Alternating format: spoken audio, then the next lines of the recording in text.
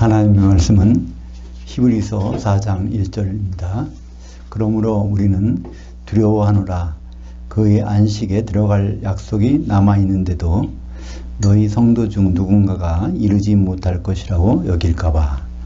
신구약의 연결고리 히브리서 원전 강해. 오늘은 4장입니다.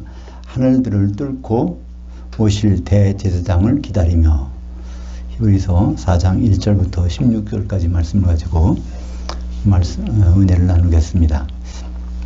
히브리서에서 3장부터 나오는 단어가 있는데요. 안식이란 말이 나옵니다. 안식. 우리는 안식할 때 그냥 쉬는 것이라고 생각하는데 성경은 안식을 크게 두 가지 종류로 얘기하고 있습니다. 안식하면 우리가 이렇게 살고 있다가 죽어서부터 부활하는 기간까지 그런 안식이 있고요. 그 다음에 부활한 다음에 주님과 더불어 있는 기간, 그걸 또 안식이라고 합니다. 근데 원어에서는 그것을 구분하죠. 근데 우리는 그걸 같이 생각해서 그렇습니다. 아나파우시스라는 말과 카타파우시스. 그래서 파우시스는 쉬는 것입니다. 헬라어로. 근데 아나가 붙은 거하고 카타가 붙은 것. 아나라는 뜻은 중간이라는 뜻이죠. 중간에 쉬는 것. 카타파우시스는 그 뒤에 쉬는 것. 그러니까 완전한 휴식. 카타는 이제 뒤에라는 뜻이죠. 그래서 언어에 보면 완전히 이게 구분되어 있는데 이것을 우리말 성경에서는 그냥 구분이 잘 안 돼서 좀 우리가 혼돈하게 됩니다. 예수님이 이 말씀을 제자들에게 맨 먼저 하셨죠. 마태복음 11장 28절에 수고하고 있는 무거운 짐진 자들아 다 내게로 오라. 내가 너희를 중간에 쉬게 하리라. 나는 마음이 온유하고 겸손하니 나의 멍에를 메고 내게 배우라. 그리하면 너희 혼들이 중간에 쉼을 얻으리니. 그래서 예수님은 중간에 쉬게 해주신다고 그랬는데 우리는 그냥 중간이란 말을 빼버리니까 예수만 믿으면 이제 쉰다고 생각하는데 예수를 믿어도 참 이 세상에서 안식이 없고 쉬질 못하겠고 그러니까 이거 믿는 게 이런 건가 이렇게 오해를 합니다. 근데 예수님 분명히 아나파우시스, 아나파워 이런 말을 쓰셨어요. 근데 이게 어느 때 적용되는 것인가 그것을 우리는 요한계시록에서 확실히 알 수 있습니다. 요한계시록 6장 11절에 각각 그들에게 흰 두루마기를 주시며 이르시되 아직 잠시 동안 중간에 쉬되 그들이 동무종들과 형제들도 자기들처럼 죽임을 당하여 그 수가 차기까지 하라. 이것은 누가 이렇게 한 거죠? 두중인교회가 바로 순교당했는데 그들이 이제 하나님께 언제까지 우리를 이렇게 원하는 안 풀어주십니까? 그러니까 아직도 동무종들이 서문학교하고 버가모 교회가 이제 순교당할 일이 있단 말입니다. 그들이 순교당할 때까지는 그대로 이제 있으라는 거죠. 이때 아나파우오라는 단어를 사용합니다. 또 요한계시록 14장 13절에 보면 또 곧 내가 들으니 하늘에서 음성이 나서 이르되 기록하라. 지금 이후로 주 안에서 죽는 자들은 복이 있도다 하심에 그 영이 이르되 그러하다. 그들이 수고를 그치고 중간에 쉬리니 이는 그들이 행한 일들이 따름이니라. 이것도 이제 죽는 자체가 쉰다는 거예요. 죽는. 근데 그들이 따른 일이 언제부터 일어납니까? 이제 그리스도 심판 때 서서부터 이제 그 다음부터 일이 일어나는 거죠. 그래서 아나파우시스, 아나파우어. 근데 히브리서에서 말하는 것은 중간에 쉬는 것이 아닙니다. 완전히 이제 완전한 안식. 그러니까 주님과 더불어 천년왕국에서 들어가서 쉬는 것. 이것을 히브리서에서는 카타파우시스, 안식이라고 표현하고 있습니다. 2절을 볼까요? 그들과 같이 우리도 복음 전함을 받은 자이나 들은 바 그 말씀이 그들에게 유익하지 못했던 것은 들은 자들이 믿음으로 결합하지 아니하였음이라. 이미 믿은 우리들은 저 안식에 들어간도다. 그래서 우리가 이제 후 3년 반에 끝나고 천년왕국에서 주님과 같이 지내는 것을 말씀하고 있습니다. 그가 말씀하신 바와 같이 내가 노하여 맹세한 바와 같이 그들이 내 안식에 들어오지 못하리라 하셨다 하였으나 시편 95편 11절을 가지고 이때 말하는 안식이 어떤 안식인지를 설명하고 있습니다. 세상을 창조할 때부터 그 일들이 이루어졌느니라. 이것은 창세기 얘기를 하고 있습니다. 태초에 하나님이 천지를 창조하시냐 1절 나오고 2절에 또 이제 땅이 혼돈하고 공허하게 됐고 그 다음에 첫째, 둘째, 셋째, 넷째, 다섯째, 여섯째 날까지 회복시킨 다음에 일곱째 날에 이제 안식하셨단 말이에요. 이제 그 말씀을 여기서 창조할 때부터 그 일들이 이루어졌느니라 그 말씀을 하시는 것이죠. 제7일에 관하여는 어딘가에 창세기 2장 2절에 이르써 있죠. 일렀을 때 하나님은 제7일에 그 모든 일을 쉬셨다 하셨으며 그때 하나님이 안식하신 것. 그러니까 여기서 우리는 뭘 알 수 있을까요? 하나님이 왜 쉬셨죠? 뭐가 일어났기 때문에 우리는 알 수 있습니다. 여섯째 날에 뭐가 일어났죠? 인간이 창조되고 그 다음에 그 일어난 일이 나옵니다. 그러니까 그것 때문에 쉬셨다는 거예요. 사람을 창조하신 날에 아담을 지으셨는데 아담이 등장하자마자 하나님은 쉬으셔. 그럼 우리 예수님이 바로 아담은 모실자의 모형이라고 그랬으니까 예수님이 등장하자마자 이제 그때 진정한 안식이 있다는 거예요. 천년왕국 안식이 있다는 거죠. 창세기 2장 2절 볼까요? 하나님이 그가 하시던 일을 일곱째 날에 마치시니 그가 하시던 모든 일을 그치고 일곱째 날에 안식하시니라. 그래서 모든 성경은 예수님에 대해서 증언하는 것이라고 했죠. 그러면 이 창세기 2장 2절은 바로 예수님이 등장하자마자 이제 쉬시는 거예요. 창세기 5장 1절에 그 이유가 나옵니다. 이것은 아담의 기별을 적은 책이니라. 하나님이 사람을 창조하신 날에 하나님 모양대로 그를 아담을 지으시되. 그래서 성경에는요 사람과 아담 이게 인간과 우리 조상 아담이 발음이 똑같아요. 이것도 발음은 아담이라고 발음하고 이것도 아담이라고 발음해요. 그러니까 이 성경을 이걸 번역할 때는 문맥을 가지고 이것이 인간인지 이것은 우리 조상 아담을 가리키는지를 이렇게 잘 정리를 해야 되는데 우리 성경은 이것이 안 돼 있단 말이에요. 뭘 말하는지. 그러니까 이 사람이라고 할 때 이 아담은 어디서 나왔다고 했죠? 이 땀이란 말이 피가 땀이에요. 히브리어 피는 땀이라고 해야 피가 돼요. 그리고 이때 우리 조상 아담은 무엇에서 나왔어요? 아담아. 흙에서 나왔단 말이에요. 그래서 흙에서 나와서 아담아에서 나와서 아담이라고 이름을 붙인 거고 요거는 인간은 처음으로 피가 있는 인간, 형상 있는 인간을 창조하셔서 첫 번째 알렙이라는 첫 번째 땀이라 그래서 아담인데 그래서 이것은 의미는 다른데 발음이 똑같아서 혼동하게 된단 말이에요. 그래서 창세기 1장 26절에 우리가 우리 형상을 따라 사람을 만들고 이런 말이 되어 있는데 그건 아담을 만들고예요. 그죠? 우리가 우리 형상을 따라 우리 모양대로 아담을 만들기를 이렇게 계획했으나 1장 27절에 거기는 하나님의 형상대로 사람을 창조하시되 이렇게 되잖아요. 그러니까 창세기 1장 27절은 인간 아담이고 하나님 원래 계획하신 것은 아담을 지으실 그러니까 창조가 먼저 일어나야 되니까 그죠? 창조 없던 것이 하나님 생각 속에서 이루어지는 것이 창조고 있는 재료를 가지고 흙으로 빚는 것은 이거는 창조가 아니라 지으시는 거죠.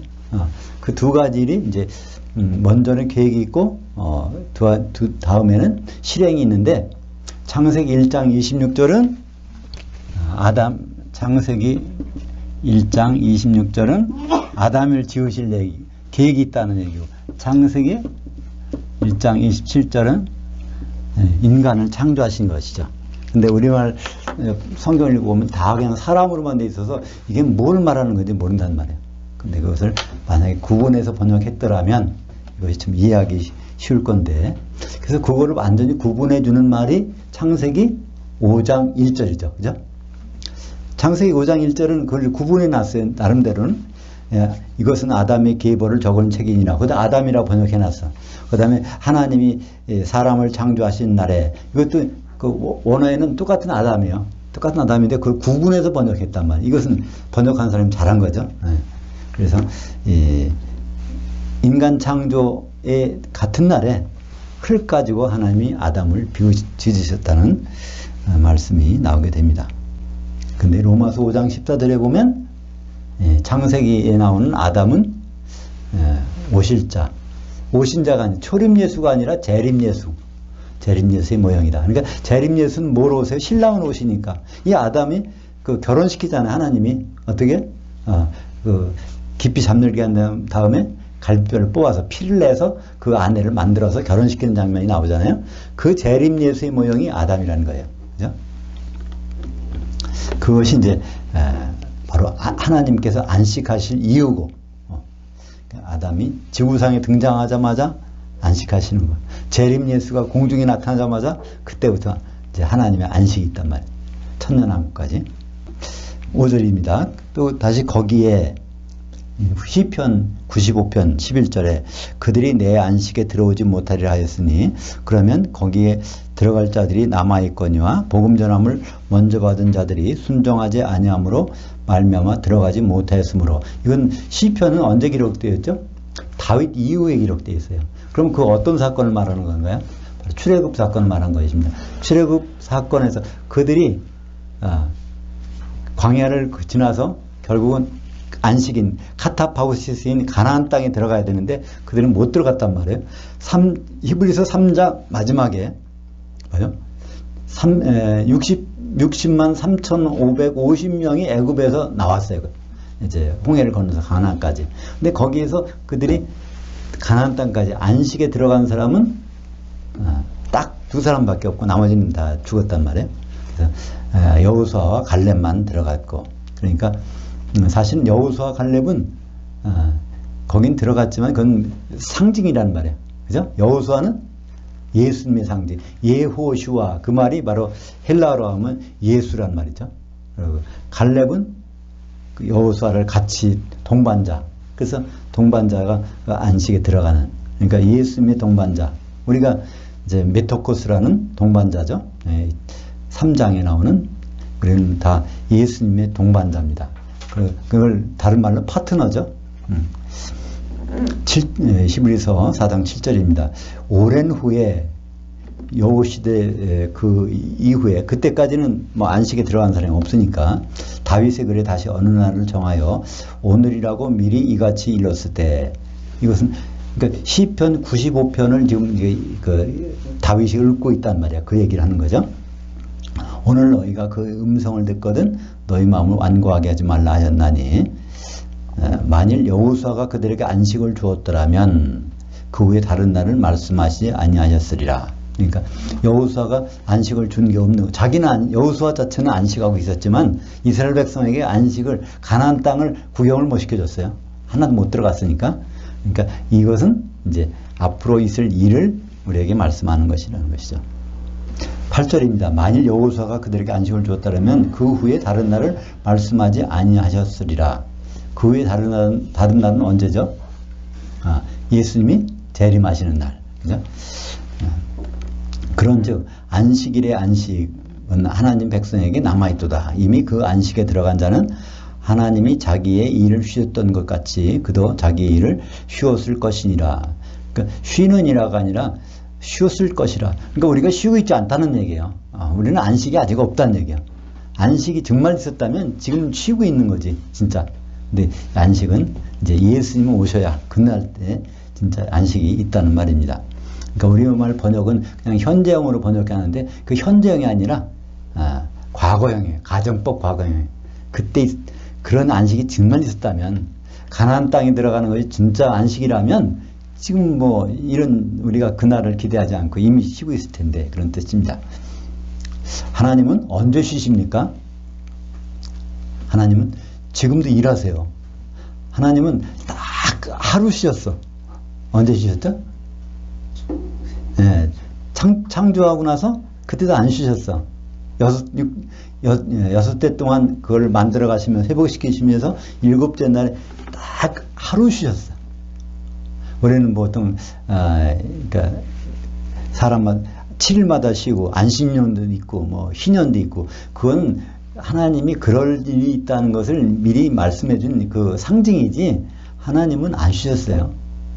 지금 뭐 이제 목사님들도 뭐 안식년 갖는다 그런 것을 얘기하고 있지만, 그러나 하나님은 안식년을 안 가지세요. 왜냐하면 일이 안 끝났기 때문에. 예, 이사야서 6장 1절을 볼까요? 나는 시온의 의가 빛같이 예루살렘이 구원이 햇불같이 나타나도록 시온을 위하여 잠잠하지 아니하며 예루살렘을 위하여 쉬지 아니할 것인즉. 예루살렘이 세워질 때까지는 쉬지 않겠다는 거예요. 이거는 지상에 있는 예루살렘이 아니겠죠? 지상에 있는 예루살렘은 한번 솔로몬 때 세워졌고, 그 다음에 그 포로로 잡혀간 다음에 다시 포로가 와서 이제 수르바벨 성전이 세워졌고 예루살렘에, 그리고 헤롯 성전도 세워졌고, 또 앞으로 제3성전도 세워진다고 그래요, 사람들이. 그러나 그걸 말하는 것이 아니라 무슨 어린 양의 신부인 새 예루살렘, 그걸 말하는 것이죠. 이사야서 62장 7절에도 관련된 말씀이 있습니다. 또 여호와께서 예루살렘을 세워 그 땅에서 찬송을 받게 하시기까지 그로 쉬지 못하시게 하라. 그 세상이라고 우리말 번역했는데 세상이 아니라 땅입니다. 그 땅은 뭐죠? 새 예루살렘. 그러니까 이제 요한계시록 21장에 보면 그 세상 하늘 땅이 다 없어졌어. 그 다음에 새 하늘에서 새 땅이 있는 것이 나와. 그 새 땅이 바로 새 예루살렘이란 말이야. 그 새 땅을 말한 다음부터는 새 땅에 대한 얘기가 안 나오고 다 예루살렘을 나오니까, 그죠? 새 예루살렘. 그러니까 새 예루살렘이 세워질 때까지는 하나님이 쉬지 않는다는 거예요. 그때까지. 그러니까 예수님이 결혼식이 이루어지기 전까지는 하나님은 쉬지 않으세요.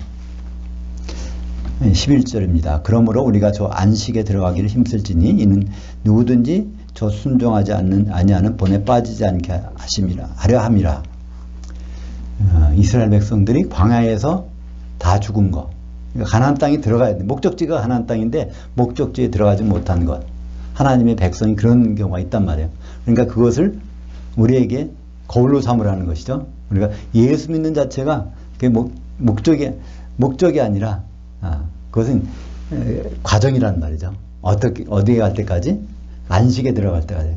그 안식은 바로 새 예루살렘, 그러니까 그 있기 전에 그 천년왕국부터 안식이니까, 그죠? 마귀가 없는 것이 안식이잖아요. 우리가 왜 쉬지 못할까요? 이간자가 있어서, 마귀가 있어서. 마귀가 있으면 하는 일이 뭡니까? 이간시키는 일이에요. 하나님과 우리를 이간시키고, 또 우리의 성도와 성도를 이간시키고, 또 나 자신을, 나의 영혼과 육체를 자꾸 이간시켜. 그러니까 내가 생각하는 것대로 몸이 말을 안 듣게 만든단 말이에요. 그죠?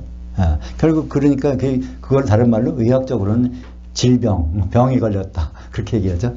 하여튼 잠깐 분리시키는 거예요. 마귀 하는 일은 언제 끝납니까? 일단 예수님 오셔야 돼. 그때까지는 마귀가 계속 활동하게 되는 것입니다. 그게 어디 있죠? 그 마귀의 활동 유효기간이 창세기 3장 14절에 있죠? 뱀에게 이르시되 너는 배로 다니고 종신토록이라는, 내가 활동하는 기간 동안에 흙을 먹을지니라. 그러면서 창세기 3장 19절에 아담아 너는 흙에서 왔으니 흙으로 돌아가리라. 그때 사실은 흙의 티끌에서 왔으니, 티끌이란 단어예요. 뱀 보고 그걸 먹으라고 하면서 아담인 그 티끌이라고 하니까 우리의 육신을 공격하는 권세를 언제까지? 뱀이 무조갱이 들어갈 때까지는 그 권리를 갖고 있다는 것입니다. 하나님은 왜 이렇게 이런 방법을 정해졌을까요? 무지막지하게 마귀한테 당하도록 우리가 그런 과정을 거쳐서 우리가 단련을 되면, 그죠? 정금같이 나오기 때문에. 재련소라는 거 왜 있습니까? 금광석이라는 것은 아무리 많이 쌓아놔도요, 그건 값어치가 없어요. 거기서 재련돼서 이제 정금이 나올 때까지는 하나님은 우리를 정금으로 만들어 주신 그런 분이시죠. 그는 이제 출애굽에서도 그 하나님의 성소, 성막, 지성소를 뭐로 만듭니까? 백향목으로 만드는 것이 아니라 아무 쓸데없는 거. 네, 조각나무, 조각목.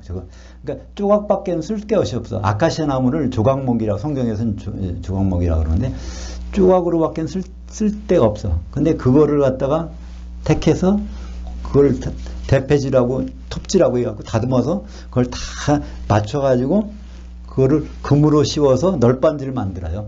그 널빤지 48개를 합해서 뭘 만들어요? 성소를 만듭니다. 그러니까 폭이 한 62.5, 그다음에 그 넓이가, 그 길이가 한 22.5, 높이가 4m 50도 되는 그 널빤지 하나 만들려면 조각이 몇 개 들어갈까요? 수십 개, 수백 개 이상 들어갈 거예요.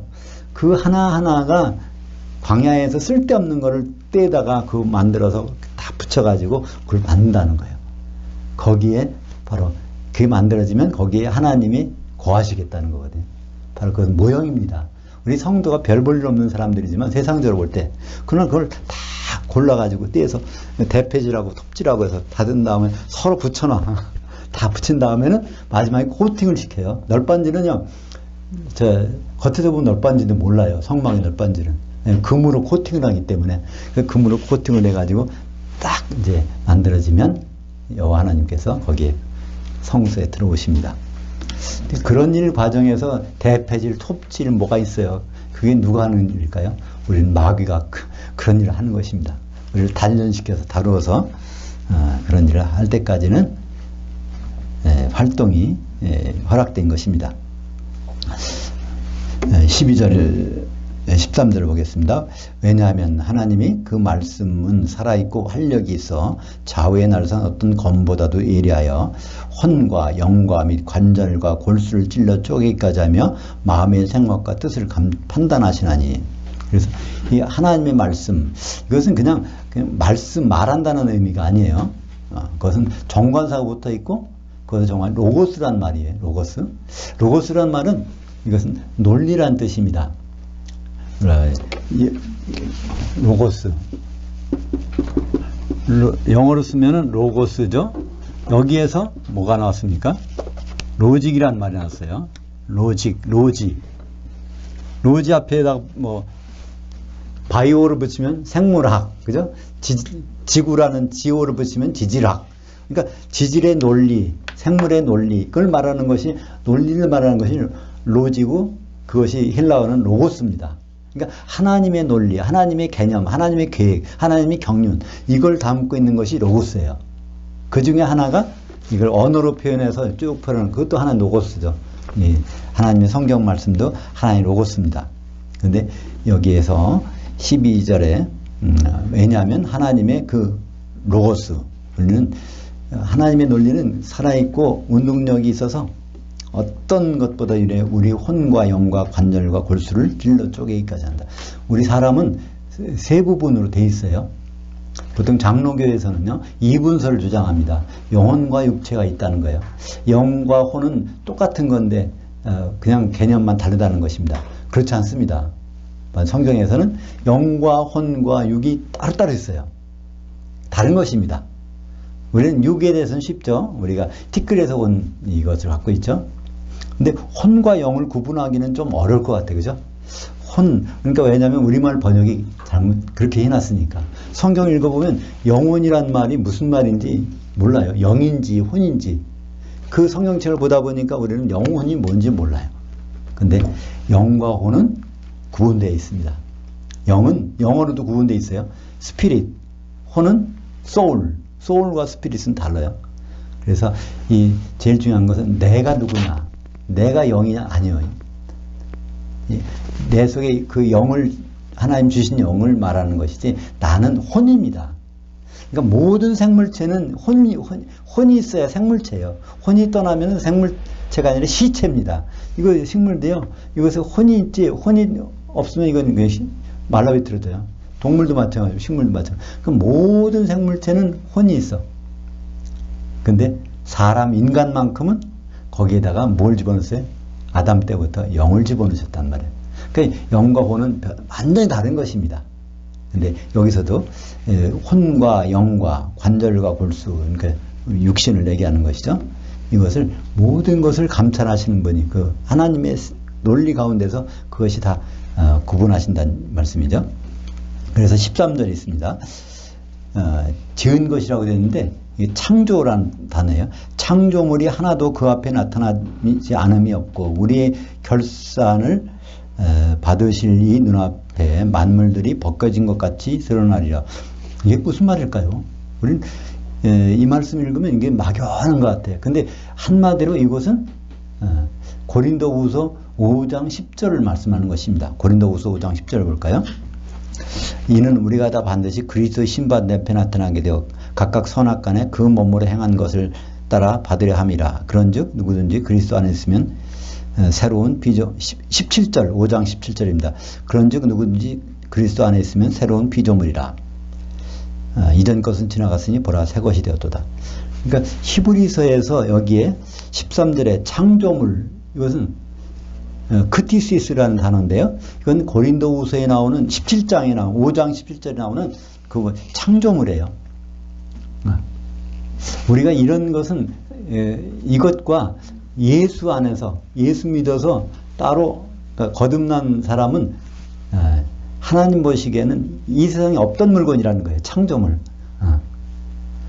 그러니까 예수 그리스도의 몸의 지체인 지체 하나하나는 창조물입니다. 새로운 이 세상에는 원래 없던 거예요. 하나님이 창조물. 우리 인간이 창조물이 아니라 우리 그 그리스도의 몸의 지체는 하나의 창조물이라는 것입니다. 그러니까 이 창조물들이 언제 어디 가서요? 바로 그리스도 심판대 앞에 쓰는 거예요. 그죠? 그때 선한 일을 했느냐 악한 일을 했느냐, 교회를 이루는데 선한 일을 가담했느냐 그걸 무시했느냐에 따라서 심판을 받는다는 얘기입니다. 근데 이것이 너무나 막연한 얘기로 이제 번역되어 있는 것 같아요. 다시 한번 읽어볼까요? 4장 히브리서 4장 13절 창조물이 하나도 그 앞에 나타나지 않음이 없고 우리의 결산을 받으실 이 눈앞에 만물들이 벌거벗은 것 같이 드러나니라. 이때 만물이 뭘까요? 만물은 모든 성도, 그죠? 모든 성도 한 사람 한 사람이 반드시 거기 서야 돼. 왜? 그리스도 심판되니까. 그리스도 심판되는 그 앞에 가서 다 쓰는 겁니다. 그래서 그 몸에 대해서 교회를 이루는데 선악간의 심판을 받게 되는 것이죠. 그래서 이때 심판에 따라서 카타파우시스, 안식에 들어갈 사람도 있고 안식에 못 들어가서 1000년 동안 불 섞인 유리바다에 들어가서 지낼 수도 있습니다. 그래서 데살로니가전서 2장 그 전에 그 한 예로 마태복음 25장 1절 볼까요? 이제 창조물이 바로 주님 앞에 서가지고 심판받는 일이죠. 이때 이에 천국은 마치 등을 들고 신랑을 맞으러 나간 열 처녀들과 같다 하리니. 이건 지금 결국은 그리스도 심판대 앞에 쓰는 거죠. 11절에 그 후에 남은 처녀들이 와서 이르되 주여 주여 우리에게 열어주소서. 대답하여 이르되 진실로 너에게 이르노니 내가 너희를 알지 못하노라 하였느니라. 이제 거기 가서 이 창조물이 이제 열 처녀가 다 창조물이에요. 세상에 없던, 등을 들고 왔다는 얘기는 거듭난 거니까. 그런데 거기서 심판에 따라서 혼인잔치에 들어가는 사람과 못 들어가는 사람이 갈라진다는 것입니다. 고린도후서 5장 10절은 우리가 봤죠. 데살로니가 5장 23절을 보겠습니다. 평강의 하나님이 친히 너희를 온전히 거룩하게 하시고 또 너희의 온 영과 혼과 몸이 우리 주 예수 그리스도께서 강림하실 때 흠 없게 보존되기를 원하노라. 여러 지체들이 있는데 그 지체 중에서 흠이 없어야 된다는 얘기예요. 뭐가요? 영과 혼과 몸. 이게 다 단수입니다. 아무리 많은 수가 모였지만 그것이 영도 하나, 혼도 하나, 몸도 하나 흠이 없게 돼야 된다는 얘기죠. 거기 온이란 말이 특별히 중요한 단어입니다. 온, 글레로스라는 단어예요. 그것은 두 단어가 합한 것입니다. 홀로스하고 글레로스. 홀로스라는 것은 100%라는 모든 지체가 다 거기에 모여 있고, 클레로스라는 것은 지체라는 뜻입니다. 조각, 조각들이 완전히 모여서 그 중에서 흠이 있는 조각, 범죄한 눈이나 범죄한 손이 그런 게 아니라 그걸 다 없어진 것. 그런 상태에 되어야 비로소 흠이 없는 예수님과 흠이 없는 예수님의 아내로서 결혼하게 되는 것이죠. 그래서 우리가 그 안식에 들어갈 때는 힘써야 되는 건 뭘까요? 결혼 준비를 충실히 하는 것이 그 안식에 들어가는 방법입니다. 그러므로 우리에게 큰 대제사장이 계시니 하늘들을 관통하시니 곧 하나님의 그 아들 예수시라. 우리가 신앙 고백을 굳게 잡을지어다. 여기에 우리가 실수 많이 하고 여전히 죄를 짓는 사람들이 어떻게 흠이 없게 될까요? 근데 우리는 그런 길이 열렸다는 것입니다. 대제사장은 무슨 역할을 합니까? 백성의 죄를 와서 용서받는 일을 하는 거예요. 그죠?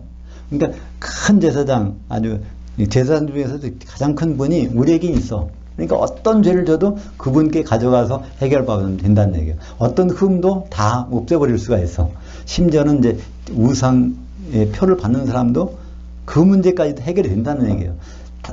아무리 다른 건 다 용서되지만 우상에게만 표받는 것만 용서 안 된다? 그건 조건부가 아니에요. 우리에게 있는 대제사장은 조건이 붙지 않아. 무조건 고백만 하면 돼. 그 고백을 통해서 그 죄를 다 말끔히 씻어주시니까, 정결하게 해주시니까. 그래서 우리는 안식에 들어가기 위해서는 죄를 지으면 안 되는데, 혹시 죄를 졌어도 바로 대제사장한테 그때 우리는 해결받을 수 있다는 것이죠. 그래서 딴 사람 아론이 대제사장이었는데 아론하고 다르다는 것입니다. 히브리서의 관점은 이 세상에 있던 어떤 분보다도 다르다는 거예요. 예수님은 대제사장이라도 바로 하늘들을 올라간 분이 없다는 거예요. 다른, 그죠? 처음으로 올라가신 분이야. 예수님만이. 예수님은 왜 셋째 하늘에서 내려오셨기 때문에 올라갈 수 있는 분이죠. 요한복음 3장 13절에 하늘에서 셋째 하늘에서 내려온 자 외에는 셋째 하늘에 올라간 자가 없느니라. 엘리야도 에녹도 못 올라갔다는 거예요. 거기 아무도 못 올라갔어. 근데 예수님만은 올라가십니다. 그래서 예수님이 하늘들을 뚫고 지나가셨다는 말이 히브리서 4장 14절에 나와요. 그래서 오늘 제목이 하늘들을 뚫고 오실 대제사장을 기다리며. 그러니까 뚫고 나가셨으니까 뚫고 들어오실 거 아니에요. 이제 오시려면 가신 모습 그대로 오시니까. 그 말씀이 어디 있어요? 사도행전 1장 1절에 이르되 갈릴리 사람들 어찌하여 서서 하늘을 쳐다보느냐? 너희 가운데 하늘로 올려주신 이 예수는 하늘로 가심을 본 그대로 오시리라 하였느니라. 이 말씀 때문에 대부분 오해를 합니다. 제3성전이 세워져야 된다는 얘기가 나오죠. 왜냐면 예수님이 지상에서 하늘로 올라간 것으로 착각하게 돼요. 이 말을 그대로 읽어보면. 그죠? 그러니까 예수님이 지상에서 하늘로 가셨으니까 그러면 그대로 오시면 하늘에서 지상으로 내려오셔야 되잖아요. 근데 이것은 지상에서 있던 얘기가 아니에요. 이미 지상에 있다가 공중으로 올라가셨어. 그래서 공중에서부터 이제 하늘들에서부터 셋째 하늘로 쭉 빠져 올라가셨는데 그때 천사의 음성이 들리는 거죠. 그러니까 하늘들에서 관통해서 바로 셋째 하늘로 가신 분 그대로. 그럼 셋째 하늘에서 어디 오실까요? 하늘들로. 공중으로 안 오신단 말이에요. 지상으로 안 내려오신단 말이에요. 예수님이 지상으로 내려오시는 부분은 없어요. 우리가 보통 세상으로 오신다 하니까 그 세상이 어디였죠? 마다들 이끌어 세상에 다시 들어오게 하실 때 히브리서 1장 6절 거주지로 오신다는 거예요. 거주지. 성도들의 거주지. 오이쿠멘에로 오신다고 그랬으니까 그건 지상이 아닙니다. 그러니까 그 성도들의 거주지는 어디 있죠? 공중에 있어요. 그건 어디서 할 수 있습니까? 데살로니가전서 4장 16절 17절에 보면 공중에서 만난다고 그랬으니까. 그죠? 근데 혹시 공중에서 만났다가 지상으로 오실 수도 있잖아요. 그죠? 그죠? 혹시 그 공중에서 만나는 건 이제 인정하는데 근데 지상에 내려오는지 안 내려오는지 어떻게 알아요? 그죠? 근데 그걸 아는 방법이 있어. 천년왕국 동안에 공중에 있을 통치하시고 끝난 다음에 천년왕국이 끝난 다음에 마귀가 무적에서 나와서 사방백성을 다 유혹해서 데리고 어디로 올라가요? 성도들을 포위하는데 올라가서 포위한다고 돼 있어요. 그죠? 그게 요한계시록 20장 9절에 있죠. 그죠? 20장 9절에 보면 마귀가 사방백성을 다 이끌고 위로 올라가서 성도들의 진을 둘르매. 그러니까 성도들이 어디 있었어요? 천년왕국 끝나서도 공중에 있어. 천년왕국 때도 공중에 있어. 혼인잔치도 공중에서 해. 예수님도 공중에서 만나. 그러니까 지상에 내려온 적이 없단 말이야. 한 번도. 그죠? 그래서 사도행전 1장 11절에 있는 대로 하늘로 셋째 하늘 올라가신 분은 그 올라가시는 그대로 이제 하늘들로 내려오시는 것입니다. 그래서 로마서 5장 10장 10절 이 말씀 굉장히 유명한 말씀인데 우리는 잘못 써요. 그죠? 사람이 마음으로 믿어 의리고 입으로 시인하여 구원에 이르느니라 이렇게 할 때 우리는 어떻게 합니까? 그러니까 고백하면 영접 기도할 때 이걸 하라고 그래요. 이 말씀 따라서 마음으로 우리가 믿고 입으로 입술로 시인해서 그러면 오늘 이제 고백하셨으니까 영접하셨으니까 하나님 자녀가 되셨습니다. 그러면 끝 이렇게 하는데 이거는 예수 안 믿는 사람이 이렇게 해서 예수 믿어서 구원받는다는 얘기가 아닙니다. 왜냐하면 로마서는 예수 믿는 성도들에게 보낸 편지예요. 수신자가 예수 믿는 사람이란 말이야. 그 예수 믿는 사람한테 왜 이거 보냈겠습니까? 예수 믿어도 매일매일 뭐래요? 죄를 진다는 말이죠. 그죠? 하나님의 뜻에서 벗어난 일을 생각을 하고 실제로 행동을 옮길 때가 있단 말이에요. 예수 믿고서도. 그럼 우리는 그 죄를 어떻게 해야 됩니까? 그 죄를 매일매일 고백해서 우리는 깨끗이 씻지 않으면 흠없는 그 어린 양의 신부로 들어갈 수가 없단 말이죠. 그죠? 그래서 그 말을 예수 믿는 사람들이 이거를 매일매일 고백해서 그 죄를 없애기 위해서 로마서 10장 10절이 있는 것인데 이것을 불신자들에게 적용해서 대부분 가르치잖아요. 참. 그래서 이런 고백, 마음에서 믿어 의에 이르고 입으로 시인하여 고백하여 구원에 이르느니라. 시인한다, 고백한다는 단어가 호모로게어예요. 호모는 이게 무슨 뜻일까요? 같다는 거예요. 호모. 그래서 성이 같은 사람은 호모라고 그러잖아요. 이렇게 동성연애자를 호모라고 그러는데 호모는 같은 거. 로게어는 무슨 말이죠? 로게어는 말한다. 그러니까 그 고백한다 그런 얘기. 그러니까 같은 주님과의 생각이 똑같게 고백하는 거. 주님이 나를 죄인으로 여기면 그렇습니다. 그렇게 고백하는 거예요. 그거를. 그래서 호몰로게오. 그걸 하면은 문 용서해 주신단 말이죠. 창세기 3장 20절 아담이 그의 아내의 이름을 하와라 불렀으니 그녀는 모든 산자의 어머니가 됨이더라. 근데 이것도 원래는 그렇지 않다고 했죠. 아담이 이때까지 뭘 듣고 있었어요? 하나님의 말씀을 쭉 들어봤어. 이때 어떤 상태에서? 선악과를 먹어서 이제 죄를 졌으니까 죽어야 되는데 선악과를 먹으면 내가 정령 죽으리라. 그래서 죽는 줄만 알고 있었는데 가만히 말씀 들어보니까 어이구 여인의 후손, 여자의 후손 씨가 나온다네. 그럼 부인이 살았다는 얘기고 그럼 부인이 이제 그 씨가 나오려면 자기도 있어야 돼. 그럼 또 3장 16절에 임신하는 수를 늘려준다고 그래. 그러니까 하와 보고 야, 너 살았어. 그죠? 죽은 줄 알았는데 우리 둘 다 죽은 줄 알았는데 살았다는 것입니다.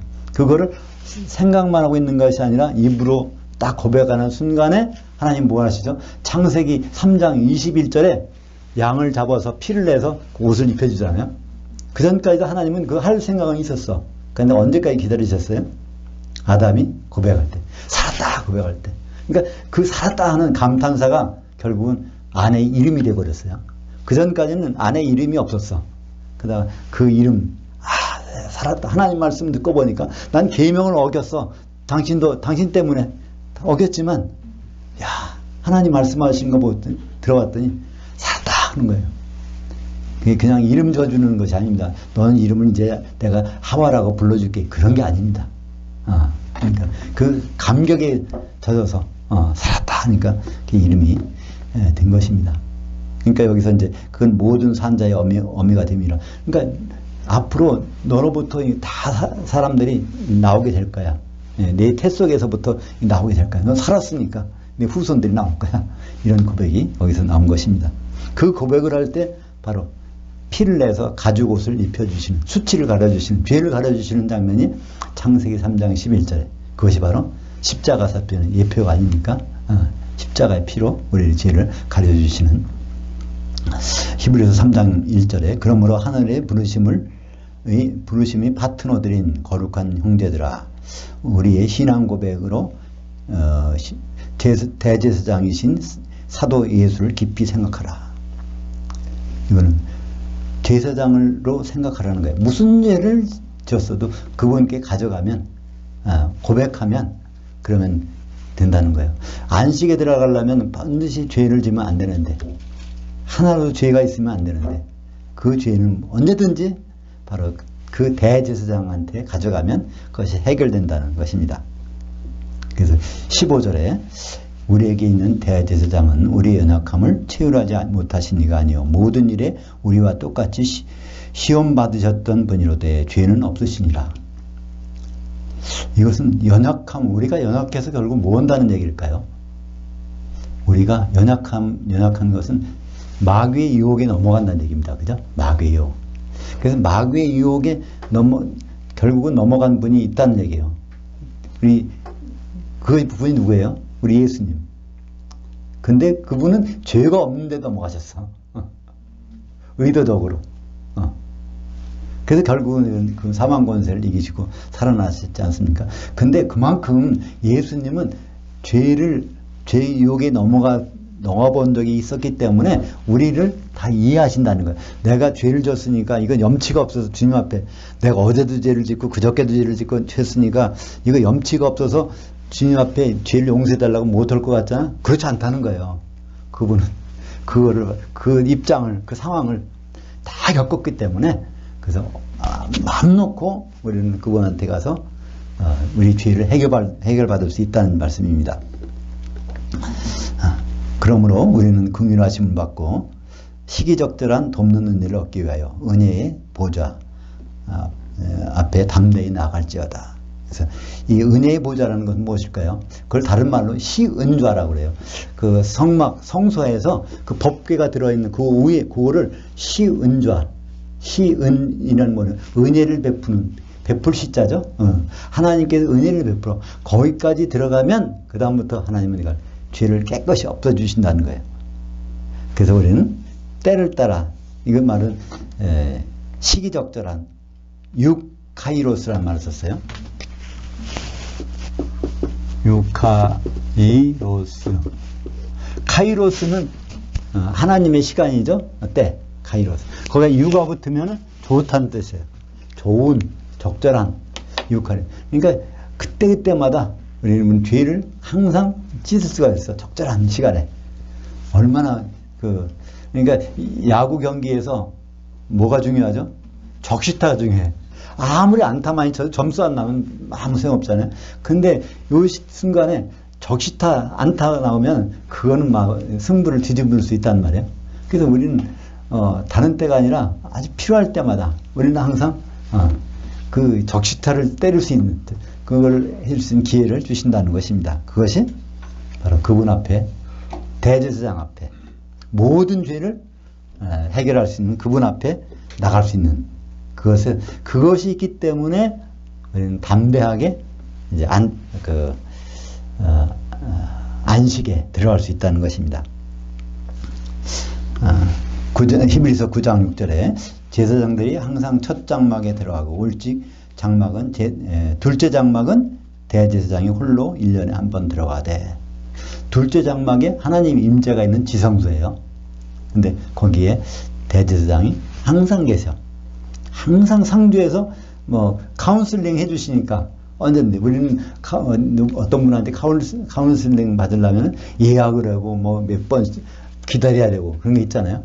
그건 죄만 졌다면 집가다 거기 들어갈 수 있어. 그분과 더불어. 그러니까 언제다 적시타를 내려주시는 분, 시기적절한 은혜를 주는 분, 그분이 있다는 거예요. 히브리서 10장 19절입니다. 그러므로 형제들아 우리가 예수의 피를 힘입어 지성소에 들어갈 성소들이라고 했지만 성소는 성소와 지성소로 구분되어 있어요. 그래서 그거를 신약 성경에서 표현할 때는 항상 복수를 씁니다. 여기가 성소, 여기가 지성소. 그래서 요거는 지성소까지 들어가려면 요걸 성소들, 우리말로 만약에 항상 성소들이라고 있으면 지성소까지 들어가는 거예요. 그러니까 지성소까지 들어가서 거기서 해결받는 거죠. 죄를 해결받는 것. 10장 9절 다시 볼까요? 그러므로 형제들아 우리가 예수의 피를 힘입어 성소들 지성소에 들어갈 담력을 얻었나니 그 길은 우리를 위하여 휘장 가운데로 열어놓으신 새로운 살 길이요 휘장은 곧 그의 육체니라. 그러니까 성소와 지성소 사이에 뭐가 있어요? 휘장이 있어요. 근데 휘장이 바로 예수님의 육체가 휘장이래. 근데 이 휘장이 언제 찢어졌어요? 십자가에 달리실 때 성전에 그 휘장이 쫙 찢어졌어. 그러니까 그 예수님 휘장 자체야. 그러니까 우리는 항상 지성소와 언제든지 연결되어 있다는 말입니다. 그래서 예수님을 통해서 이런 지성소와 연결되어 있죠. 그러니까 예수님의 육체가 지성소와 연결되어 있으면 그럼 뭐가 연결되어 있어요? 예수님의 몸, 교회는 지성소와 연결되어 있어요. 그러니까 항상 죄를 해결할 수 있단 말이죠. 그죠? 요한일서 1장 9절 만일 우리가 우리 죄를 고백하면 그는 미쁘시고 의로우사 우리를 죄를 사하시며 우리를 모든 불의에서 깨끗게 하실 것이요.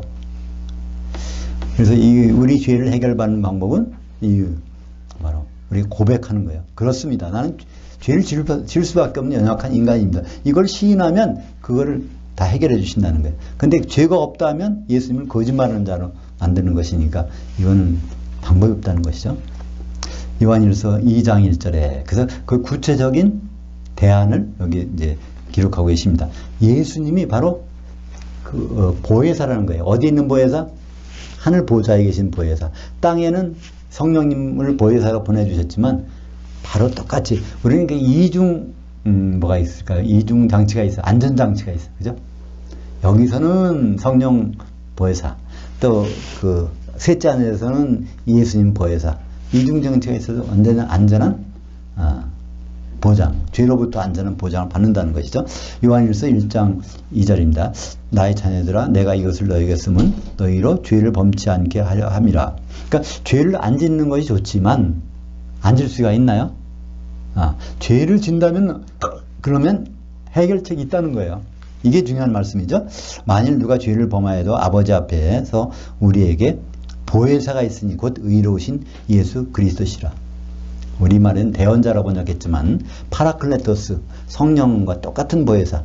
그래서 요한복음 14장 16절에 내가 아버지께 구하겠으니 그가 또 다른 아니 똑같은 보혜사예요.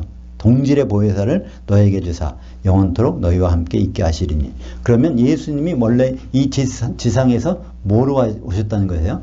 보혜사로 와서 일하고 계셨어요. 그러니까 나와 똑같은 보혜사, 동질의 보혜사가 내가 가면 그를 보낼 거야. 그래서 성령님이 이제 교회에 보혜사로 계시고 예수님은 셋째 하늘의 보좌에서 보혜사로 계시고 거기 대제사장의 일을 담당하시고 우리 한 모든 기도가 셋째 하늘에 올라가잖아요. 거기서 해결해 주신단 말이에요. 그래서 우리의 이제 현실을 한번 생각해 봅시다. 그죠? 마태복음 6장 13절 우리를 유혹에 들게 하지 마옵시고 다만 그 악한 자에게서 구하시옵소서. 이 기도를 하라는 거예요. 예수님이 기도를 어떻게 해야 됩니까? 물어보니까 기도는 이렇게 하라고 가르쳐 주신 것이 주기도문이잖아요. 그 주기도문 속에 이 부분이 딱 들어가 있어요. 마태복음 6장 13절에 시험에 들게 하지 마옵시고 이런 매일매일 기도하라는 거예요. 시험에 들지 말게. 그럼 결국 시험에 빠질 수도 있다는 얘기예요. 그 빠졌을 때는 즉각적으로 그 악한 자에게서 구해달라는 이 기도를 우리가 해야 된다는 거죠. 그래서 항상 마귀는 우리 가깝게 있습니다. 우리에 대해서 항상 시선을 떼인 적이 없어요. 우리는 마귀에 대해서 모른 채 할지라도 마귀는 그렇지 않거든요. 그러니까 그런 기도를 하라고 하시지, 항상. 근데 그런 기도를 맘 놓고 할 수 있는 이유가 있어요. 그러면 혹시 시험에 빠지더라도 우리 죄를 고백하면 그분은 밉으시고 의로우사. 밉다는 얘기는 뭘까요? 믿었다. 그분 믿을만해. 믿을만하다는 얘기죠. 우리가 제가 왜 여기 강단에 서 있습니까? 이 바닥이 꺼지지 않는다는 믿음이 있어요. 그죠? 그러니까 막 서 있는 거예요. 그러니까 예수님이 그런 분이라는 거예요. 그래서 우리는 믿을만한 분이 있으니까 우리는 죄를 져도 해결 방안이 있다는 것입니다. 그래서 예수님도 그걸 직접 아주 연약함, 육체를 입고서 있을 때 연약함을 담당해 보셨어. 그것이 마태복음 26장 38절에 예수님의 그때의 심정을 우리에게 소개하고 있습니다. 이에 말씀하실 때 내 혼이 매우 고민하여 죽게 되었으니 너희는 여기 머물러 나와 함께 깨어 있으라 하시고. 그러니까 이거는 십자가 지을 때가 아니에요. 십자가 지우 빌라델 법정에 가서 40대의 매를 맞을 때가 아니에요. 그때 아주 예수님이 힘드셨다. 그런 얘기는 성경에 기록이 안 돼 있어. 기록이. 뭐가 힘드셨다? 십자가를 지는 결심할 때, 그 죄를 짊어지는 그 결심을 할 때, 그때가 힘든 유혹이 있다는 거예요. 유혹. 최후의 유혹. 근데 그거를 예수님은 경험하셨기 때문에 우리가 당하는 보통 우리 힘든 일들, 그거는 예수님이 충분히 이해하신다는 얘기예요. 그러니까 우리 마음 놓고 그분께 나아갈 수 있다는 말씀입니다. 우리는 결국 카타파우시스, 천년왕국의 안식에 들어갈 사람들인데 그때는 하나도 흠이 없어야 돼. 근데 흠이 없는 방법은 유일하게 예수님께 고백하는 것. 그를 통해서 나가는 길. 그 길이 유일한 길입니다. 기도하겠습니다. 하나님 아버지 감사합니다. 히브리서 4장을 통해서 예수님이 왜 셋째 하늘에 대제사장으로 올라가 계신지를 우리에게 보여주심을 감사합니다. 주님은 거기에서 우리들이 모든 죄를 받으시고 해결해 주시는 분이십니다. 우리가 주님께 나아가기 위해 예수님과 결혼하기 위해서 준비하는 모든 과정에 한가에 흠이 없게 하시고 흠이 있더라도 날마다 깨끗하게 하는 놀라운 일들이 우리 가운데 나타나게 인도하여 주시옵소서. 예수님 이름으로 기도합니다. 아멘.